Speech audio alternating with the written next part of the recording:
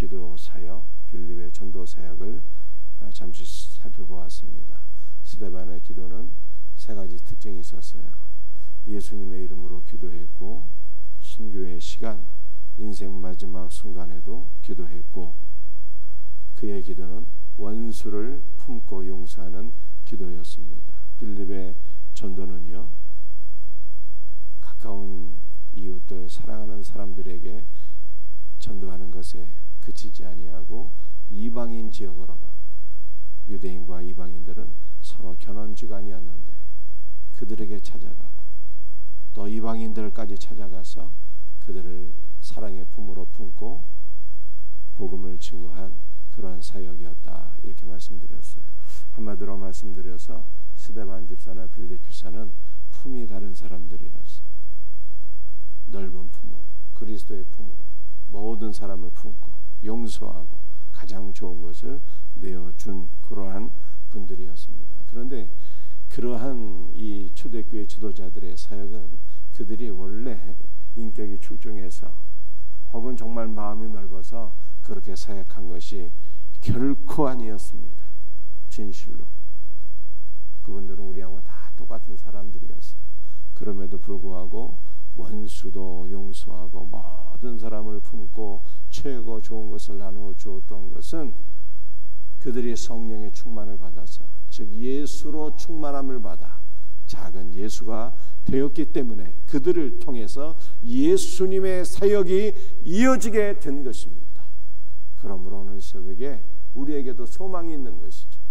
우리도 성령으로 충만하게 되면, 우리도 예수 그리스도로 기름 부음 받게 되면 작은 그리스도가 되어서 우리를 통해서 주님의 사역이 또한 이 땅에서 이루어지게 될 것을 믿습니다. 이와 같은 은혜가 있기를 주님의 이름으로 축복합니다. 오늘 본문 말씀은 우리가 잘 알고 있는 사도 바울이 거듭난 사건입니다. 그러나 오늘 이 본문의 말씀을 우리가 어제와 동일하게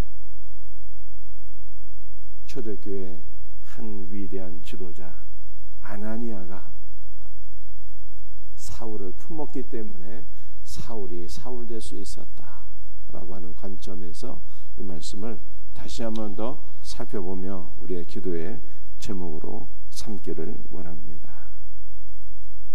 사도행전 9장 4절 말씀 우리 한번 같이 읽어보겠습니다. 사울아 사울아 내가 어찌하여 나를 박해하느냐 하시거늘 대답하되 주여 누구시니까 이르시되 나는 내가 박해하는 예수라.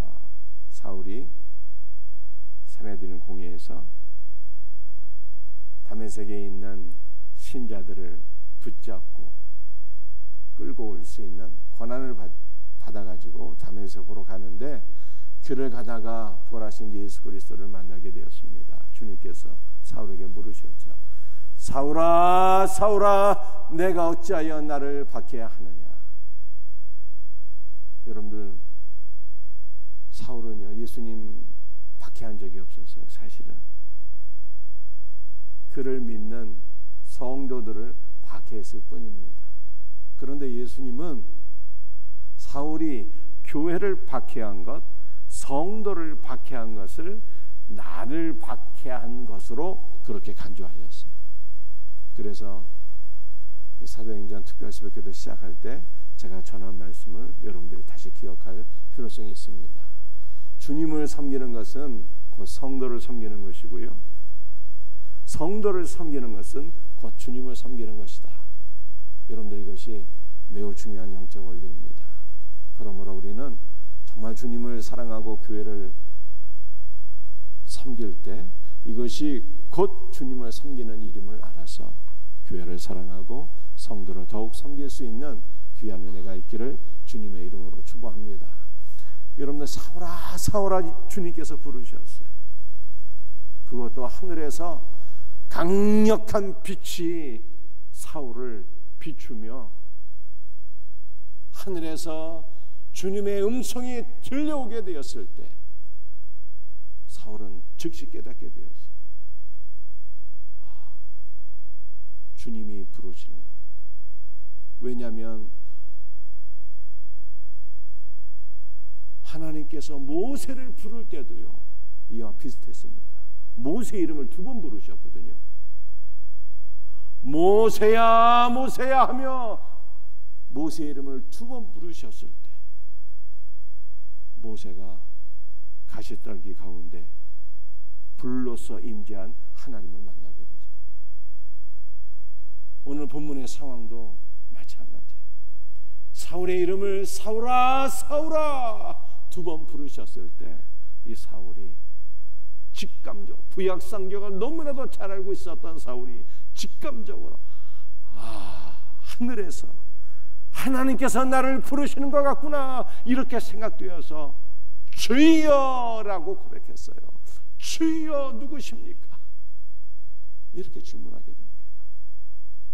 그때 주님이 다시 한번 말씀하세요. 나는 내가 박해하는 예수라.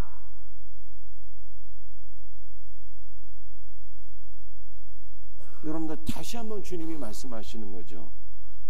사울은 예수님을 박해한 일이 한 번도 없었는데 또다시 나는 내가 박해하는 예수라 이렇게 말씀하셨어요. 예수님께서 교회와 자신을 동일시하시는 것을 다시 한번 강조하셨어요. 그러므로 우리는 교회를 박해하는 것이 예수님 박해하는 것이고 성도를 박해하는 것이 예수님을 박해하는 것으로 깨달아서 성도들을 사랑하고 섬길 수 있는 귀한 은혜가 있기를 주님의 이름으로 축복합니다.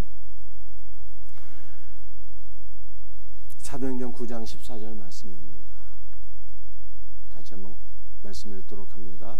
그가 예루살렘에서 주의 성도에게 적지 않은 해를 끼쳤다 하더니 여기서도 주의 이름을 부르는 모든 사람을 결박할 권한을 대제사장들에게서 받았나이다. 여러분들 이 말씀은요, 아나니아가 사울을 예수님께 고발하는 말씀이에요. 예수님께서 아나니아에게 나타나셔서 말씀하셨거든요. 아나니아야, 너는 일어나서 집 가라 하는 거리로 가서 사울이라고 하는 사람을 찾으라. 그가 기도하는 중인데 아나니아가 찾아와서 안수 기도함으로 그가 낫게 되는 것을 그가 환상 가운데 보았느니라 이렇게 말씀하셨어요. 그러니까 예수님께서 아나니아에게 너 지금 사울에게 가서 안수 기도해서 그를 치료해 주어라 이렇게 말씀하신 거죠. 그러니까 아나니아가 주님의 말씀에 항의하면서 한 말이 바로 14절 말씀이에요. 아니 예수님, 이게 도대체 무슨 말씀입니까? 사울은 어떤 사람인가요? 그가 예루살렘에서 주의 성도에게 적지 않은 많은 해를 끼쳤고요, 여기서도 주의 이름을 부르는 모든 사람을 결박할 권세를 갖고 이곳에 온 것이 아닙니까? 이렇게 항변하게 되었어요. 여러분들, 사울의 악명이 천하에 널리 퍼지게 된 것입니다.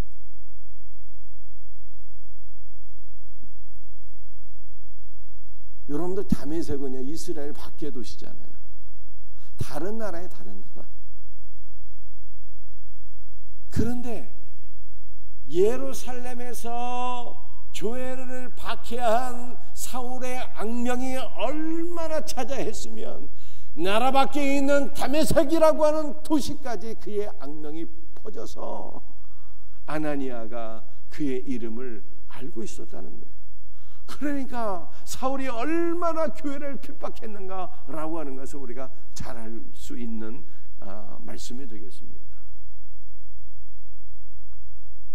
아나니아가 주께 말씀드리기를 여기서도 주의 이름을 부르는 모든 사람을 결박할 권세를 받았습니다, 이렇게 얘기하는 것을 우리가 보게 돼요.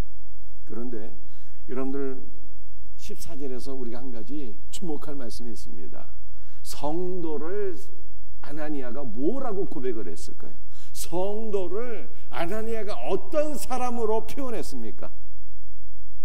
주의 이름을 부르는 모든 사람을 성도라고 표현한 거예요. 성도는 주의 이름을 부르는 사람이라고 말씀하고 있습니다. 여러분들 주의 이름을 부른다, 이 부른다라고 하는 단어가 두 가지 의미를 가지고 있어요. 하나는 부르다, 초대하다는 거예요. 여러분들이 주의 이름을 부르며 기도할 때 주님을 초대하는 거예요. 그래서 주의 이름을 부르게 되면 초대받으신 예수님께서 오늘 이 자리에 우리의 심령 가운데 임재하실 것을 믿으시길 바랍니다. 살아계신 주님을 만나기를 원하십니까?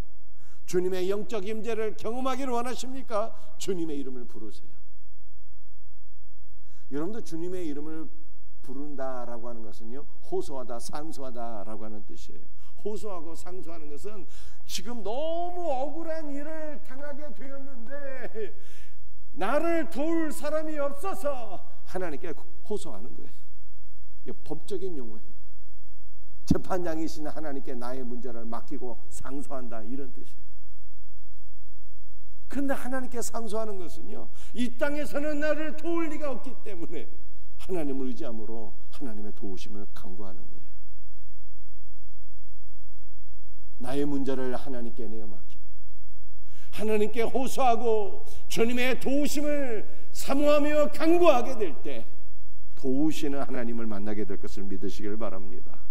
주님의 도우심, 주님의 도우심이 있는 거예요. 사람은 나를 외면할지라도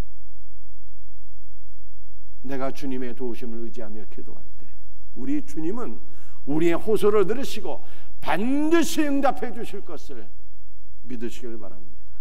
하나님 우리의 도움이세요. 우리의 도움이신 하나님을 늘 의지하며 살아가는 성도들이 되시기를 주의 이름으로 축복합니다. 그러므로 성도는요, 어떤 사람이라고요? 주의 이름을 부르는 사람이에요.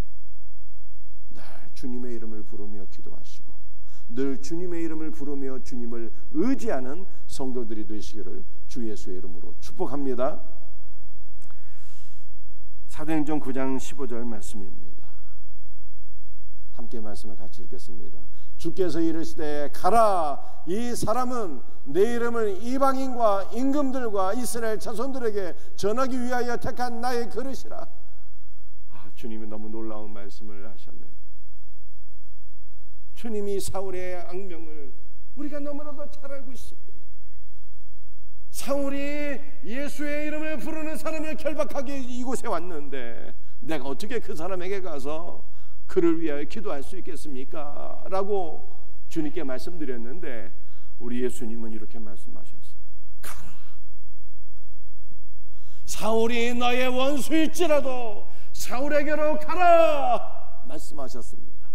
이 사람은 내 이름을 증거하기 위하여 택한 나의 그릇이다, 이렇게 말씀하셨어요. 그래서 이 말씀에 사울이 순종하게 됩니다. 사도행전 9장 17절 말씀에 함께 말씀을 같이 읽겠습니다. 아나니아가 그에게 안수하여 이르되 형제 사울아, 주곧 내가 오는 길에서 나타나셨던 예수께서 나를 보내어 너를 다시 보게 하시고 성령으로 충만하게 하신다. 아멘. 여기 놀라운 말씀이 기록되어 있네요. 아나니아가 사울을 만나게 됩니다. 원수를 만나게 된 거예요. 교회를 박해하고 전멸했던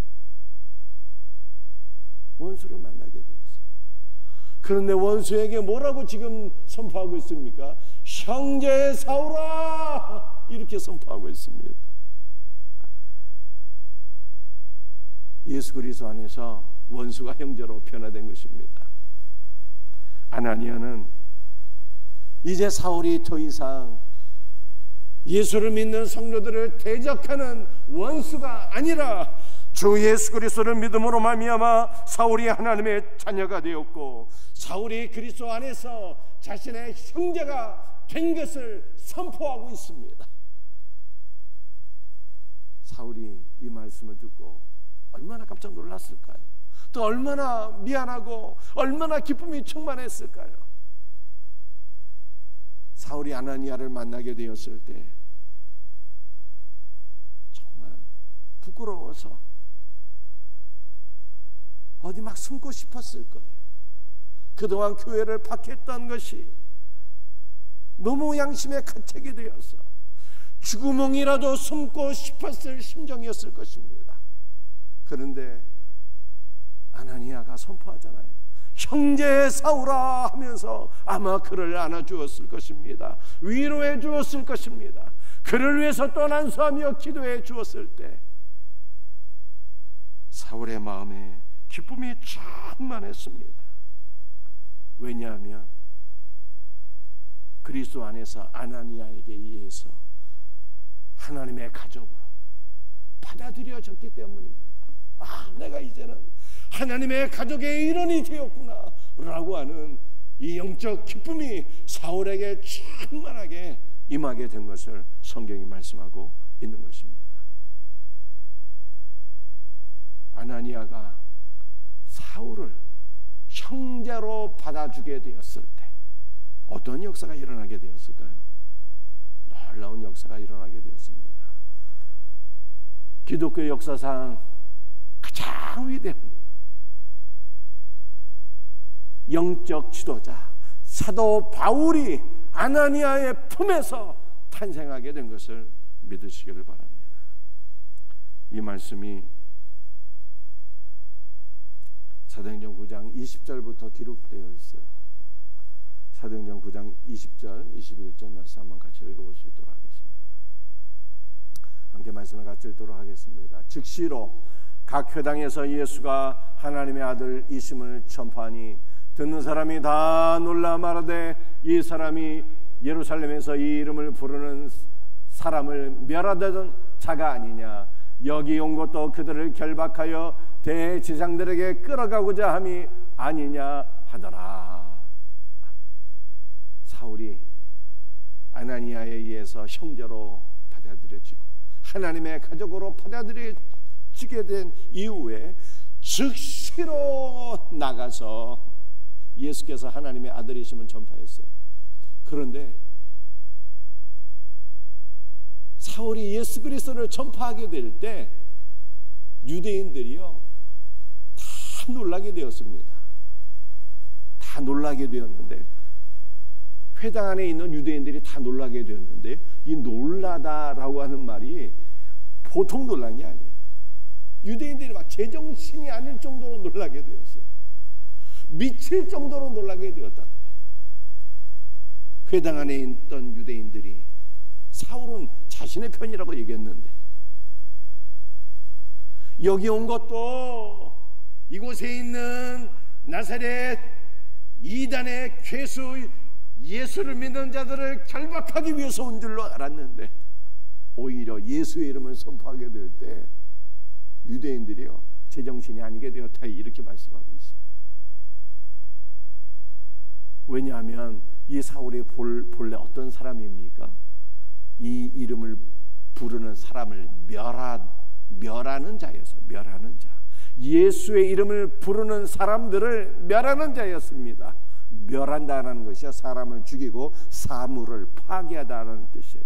여러분들 실제로 사울이 스데반 집사를 죽이지 않았습니까? 이러한 사울이 예수의 이름을 선포하게 되었을 때 유대인들이 미칠 정도로 깜짝 놀라게 되었다는 거예요.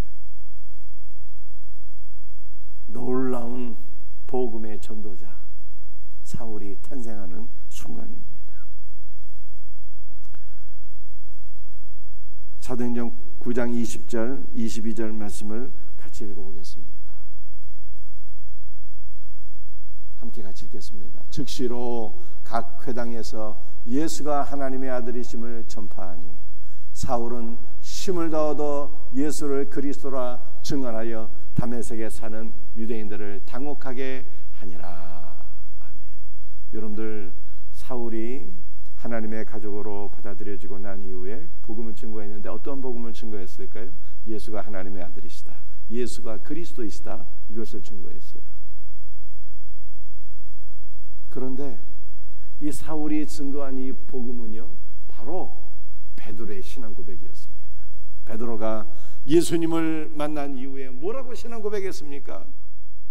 주는 살아계신 하나님의 아들이시요 주는 살아계신 하나님의 아들이시요 라고 라고 신앙 고백을 했잖아요. 주는 그리스도시요, 주는 그리스도시요 살아계신 하나님의 아들이십니다 라고 하는 신앙 고백을 했는데요, 사울이 바로 베드로의 그 신앙 고백을 선포했어요. 예수는 하나님의 아들이시다, 예수는 그리스도시다. 이 신앙, 이 놀라운 신앙을 선포하며 복음을 증거한 것입니다. 그런데 이 사울이 이러한 복음을 증거할 때 어떻게 이 복음을 증거했습니까? 22절 말씀을 보게 되면 사울은 더 힘을 얻어 이렇게 말씀하고 있어요. 영적으로 강건해져서. 왜 영적으로 강건해지게 되었을까요? 유대인들은 당혹해지고 예수를 믿는 성도들은 사울을 통해서 위로를 받고 그를 더욱더 사랑하게 되니 하나님의 가족으로 받아들여진 사울이 형제들에게 더욱더 사랑과 위로를 얻게 되니 사울이 힘을 날마다 얻고 더 얻어서 예수는 그리스도시라, 예수는 하나님의 아들이시라 복음을 증거하니 그가 기독교 역사상 가장 위대한 영적 지도자가 되었더라. 성경은 이렇게 우리들에게 말씀하고 있는 것입니다. 말씀을 마치도록 하겠습니다. 사랑하는 성도들이여, 한 명의 위대한 지도자 사도 바울, 한 명의 위대한 지도자 정도가 아니라 기독교 2000년 역사상 가장 위대한 영적 지도자인 사도 바울, 이 사도 바울은 아나니아의 넓은 품에서 세워지게 된 거예요. 주님의 말씀에 순종했던 아나니아, 원수였지만 그리스도의 사랑으로 품고 형제라고 선포하며 그를 안아주고 그를 위해서 안수 기도해 주었던 아나니아를 통해서 위대한 영적 지도자 사도 바울이 세워지게 되었다라고 하는 것을 성경에 말씀하고 있습니다. 그러므로 오늘 우리가 어떻게 주님의 일을 감당해야 되는 것입니까? 스데반처럼, 빌립처럼, 아나니아처럼 원수도 품고 기도하는, 형제라고 선포하며 사랑하며 섬기는 저와 여러분의 사역이 될 때 우리의 사역을 통해서 많은 위대한 그리스도의 일꾼들이 세워지게 될 것을 믿습니다. 우리 이와 같은 임직자들, 이와 같은 우리 사랑하는 모든 성도들이 되기를 주 예수의 이름으로 축복합니다. 기도하시겠습니다.